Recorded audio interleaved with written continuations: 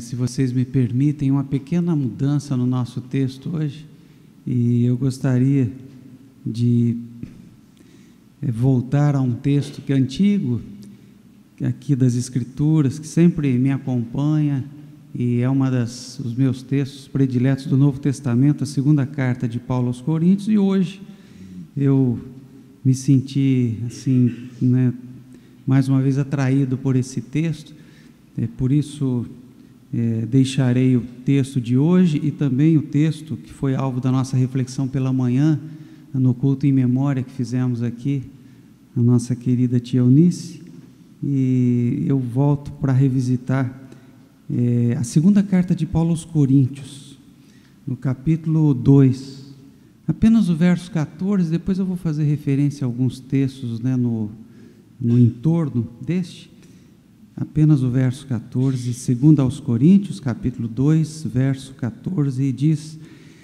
graças, porém, a Deus, que em Cristo sempre nos conduz em triunfo.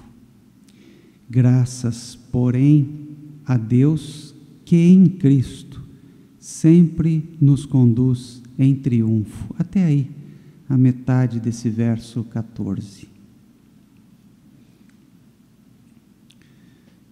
Essa semana perdemos essa figura extraordinária da tia Eunice. Muitos de vocês aqui, do culto da noite, não conviveram com a tia Eunice. Ela é uma das mães fundadoras da igreja, uma figura extraordinária e que certamente vai fazer uma falta danada,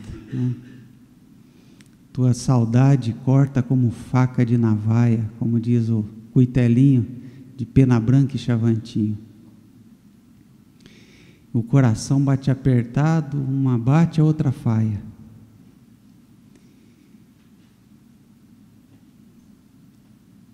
Os olhos se enchem d'água.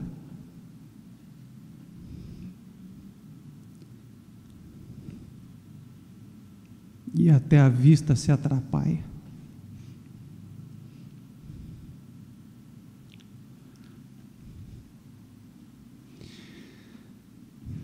Uma mãe fundadora da igreja, do CREI, figura extraordinária. E ela adoeceu, teve um período relativamente breve, da sua enfermidade, tomada por uma pneumonia, a qual foi descobrir, inclusive, na internação no hospital, e acabou que ela não resistiu. E nós esperamos, eu me lembro, 2 reuniões de oração aqui, reuniões de orações na quarta-feira, uma aqui na igreja, outra lá na casa da Miriam, Miriam?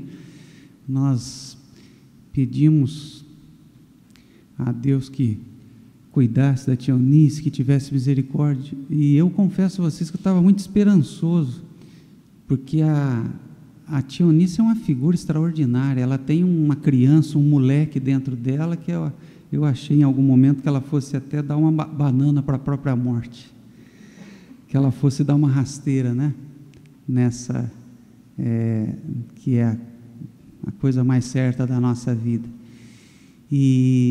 Mas, enfim, nos despedimos da tia Eunice na quinta-feira. O texto que acabamos de ler,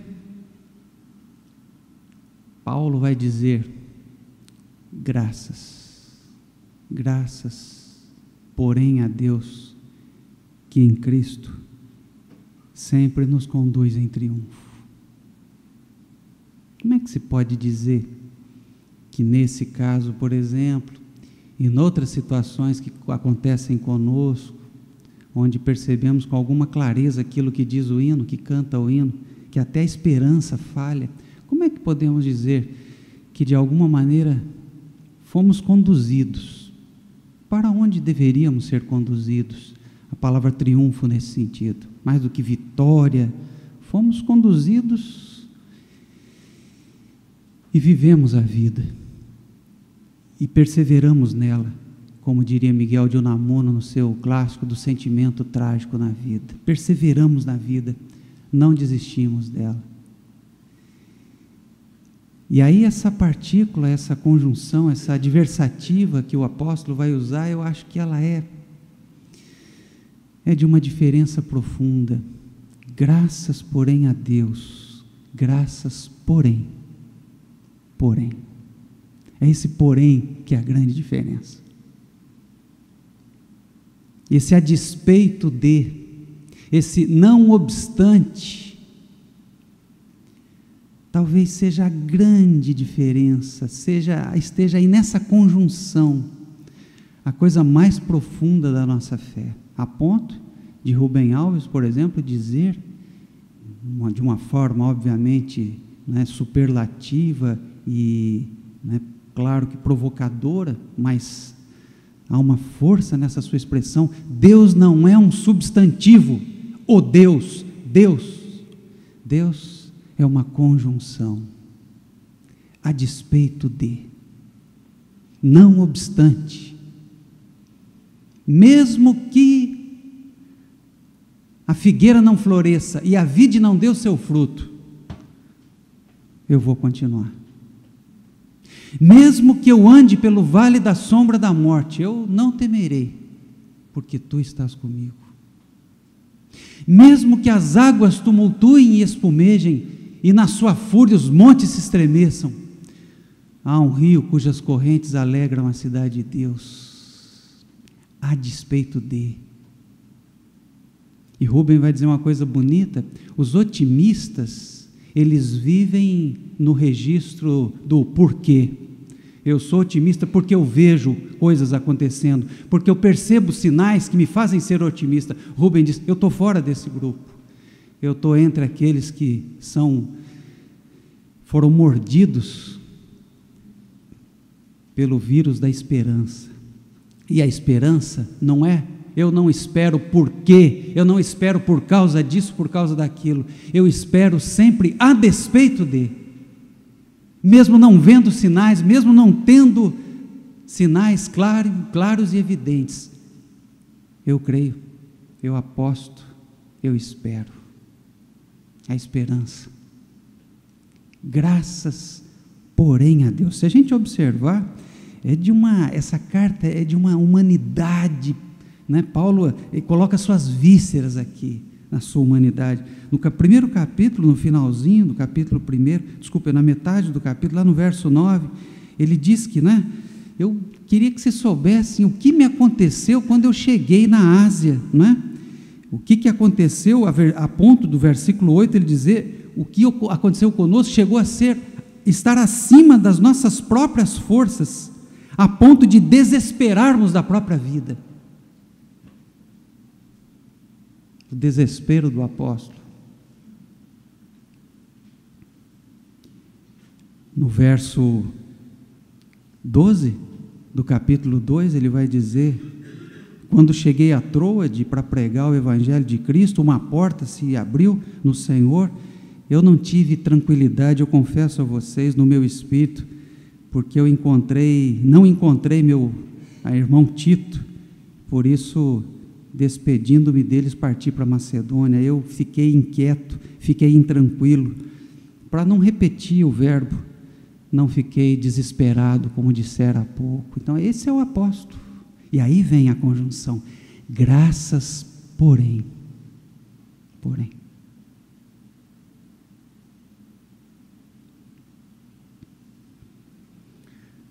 capítulo 4, talvez seja a expressão mais clara e límpida dessa teologia do apóstolo, da percepção de Deus não como uma pessoa propriamente, de Deus não como aquele que nos livra, de Deus não como aquele que provê tudo, daquele que dá tudo, mas dessa potência criadora que há dentro de nós, que nem a morte pode destruir, dessa capacidade que há em nós de nos reinventarmos, não porque vimos sinais, não porque temos razões para tal, mas porque há alguma coisa inexplicável, misteriosa, diz que a despeito de, a gente continua caminhando, a gente continua lutando, a gente não vai se entregar, ainda que a figueira não floresça, e a vide não dê o seu fruto, eu espero no Senhor.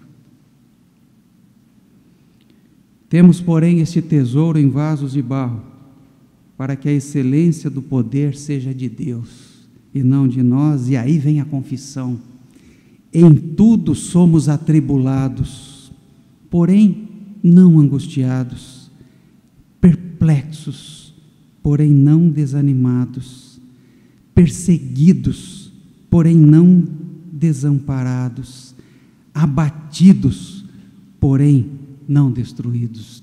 Mais uma vez a teologia do porém.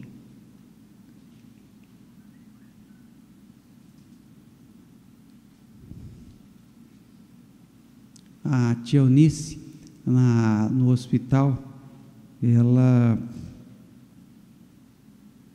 começou um dia a cantar uma música que nós cantamos muito aqui na igreja, e inclusive a Beth estava do lado dela, não conhecia a música, aí aprendeu na hora ali, e que a música é o vaso novo. Eu quero ser um vaso novo. Vejam que coisa incrível. E ela começou a cantar do nada, ninguém pediu, ninguém falou nada, ela começou a cantar com aquela máscara, né, na face. Eu quero ser bem fraquinha, eu quero ser, Senhor amado, como um vaso nas mãos do oleiro. Quebra a minha vida e faz-a de novo. Essa metáfora linda do vaso, que aparece exatamente no momento da fragilidade mais profunda. Somos pó.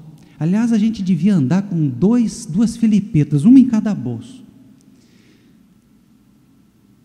Quando a gente estiver se achando assim o máximo, quando a gente estiver se achando assim, o cara, quando a gente estiver se achando assim, sabe?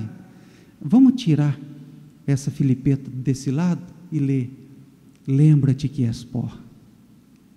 Somos o pó da terra, somos essa bolha de sabão, somos essa coisa frágil. Mas quando a gente estiver se sentindo destruído, amargurado, oprimido, angustiado, tiremos a outra filipeta, mas o Espírito de Deus habita em nós.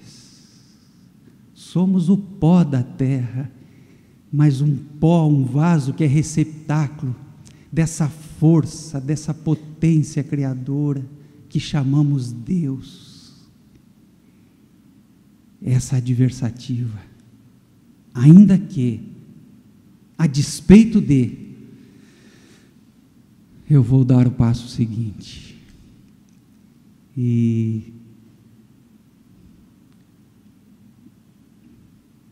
Então, que Deus nos ilumine, que Deus nos ajude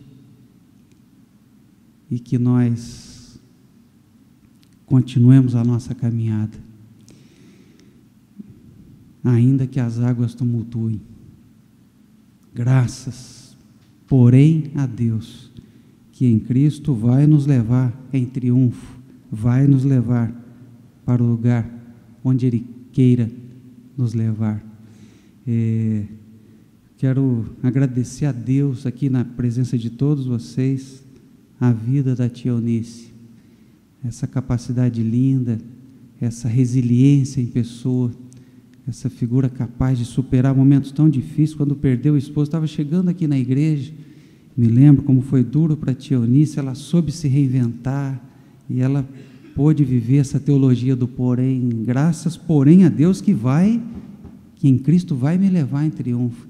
E a tia Eunice renasceu, a tia Eunice se reinventou, a tia Eunice que tinha tantas dificuldades, a tia Eunice que perdeu a sua irmã querida há pouco tempo, e ela sempre firme, sempre como aquela vara que dobra de bambu, vai até lá embaixo, mas acaba voltando. Graças, porém, a Deus. A tia Eunice que sempre apostou no diálogo, na palavra, a tia Eunice que era de uma delicadeza impressionante, a tia Eunice que ligava às vezes na segunda-feira para a gente, quando percebia que alguém estava meio deslocado aqui na igreja, e fizeram alguma confissão a ela, que só a ela era possível, né? Esse poço de sabedoria e de silêncio, sem nenhum ressentimento, e talvez tenha dito alguma coisa como: poxa, esqueceram de mim. Na segunda-feira a tia Eunice ligava: tem uma pessoa que precisa de uma ligação. Tem uma pessoa que precisa de um aconchego, que precisa de um carinho, mas jamais dizia isso na forma de uma cobrança. Por isso, nosso querido reverendo Jonas falava com ela toda semana, e a primeira coisa que ele dizia: Dona Eunice, abre as asas sobre nós. A tia Eunice,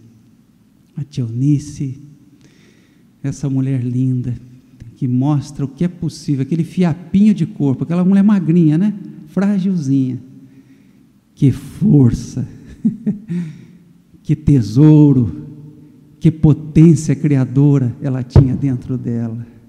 Um vaso de barro, trazendo dentro de si esse Cristo maravilhoso, esse Deus, que é essa capacidade de, a despeito de, continuarmos caminhando. Que Deus ilumine a nossa comunidade, que Deus ilumine o nosso grupo da manhã, né, que sofreu tanto com essa perda, que Deus nos dê o espírito da tia Eunice, para que a gente possa continuar a nossa caminhada, e honrando os nossos pais fundadores, as nossas mães fundadoras, e a tia Eunice, que sempre esteve tão pertinho da gente, agora está dentro, bem dentro de cada um de nós. Graças, porém, a Deus, que em Cristo sempre nos conduz em triunfo. Amém.